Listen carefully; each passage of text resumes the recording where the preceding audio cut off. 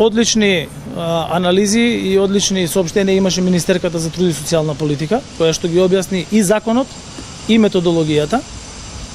Јас морам да ве потсетам во однос на пензиите, дека минатата година, откако јас станав премиер и министерката Тренчевска стана министер за труд и социјална политика, низ економско-социјален диалог се дојде до ново решение во однос на зголемувањето на платите на пензионерите, во однос на зголемувањето на пензиите за пензионерите, и ние за 1,5 година имаме 26% зголемување на пензиите.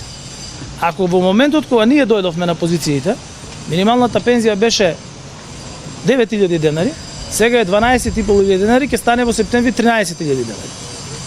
Ако просечната пензија беше на ниво од 13.000 денари, сега е 19.000 денари и ќе порасне. Се направи системско решение заедно со Сојузот на Сдруженија на пензионерите, партијата на пензионерите и сите други, кое што е направено врз основа на швајцарскиот модел и кое што овозможува 2 пати годишно зголемување на пензиите согласно со растот на трошоците на живот, инфлацијата и растот на просечната плата. Во однос на барањето за линеарно зголемување, имаше и голем број на експерти кои што објаснија, а тоа е дека пензијата е право одработен однос.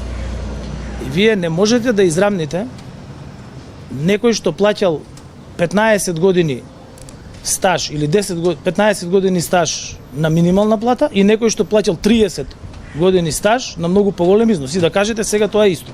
Зошто? Бидејќи... Опа. Добро е вака? Да, окей.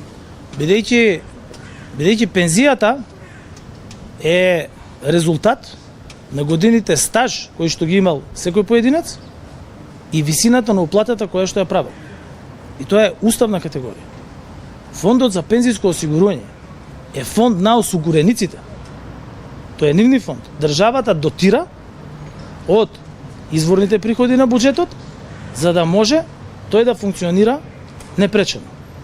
Доколку се реализира вакво нешто, тоа би значило дополнителен трошок на фондот за пензиско осигурување годишно од 220 милиони евра. Тој нема да го издржи тоа. Меѓутоа тоа значи дека и тие што уплаќале 30 години стаж со повисоки износи дека нема да можат да земат пензија. И затоа прво имаше состанок, јас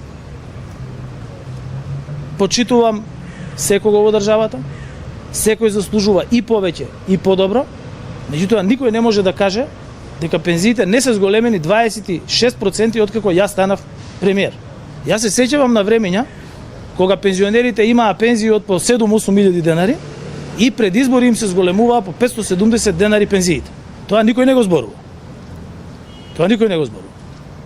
Второ, веќе министерката имаше состанок и со пензионерите кои што протестираат, а кои што, морам да кажам, меѓутоа и нека е така, се политички мотивирани, и со Сојузот на Сдруженија на пензионери, и веќе владата има донесено врз основа на информација, владата формираше тим кој што ќе работи на заедно со Сојузот на пензионери и другите заинтересирани страни на изработка на закон за минимална пензија, меѓутоа закон за минимална пензија во рамки на процедурите, законите на Фондот за пензиско осигурување, во рамки на Уставот на Република Северна Македонија и во рамки на методологиите кои што се користат за пресметување на пензијата.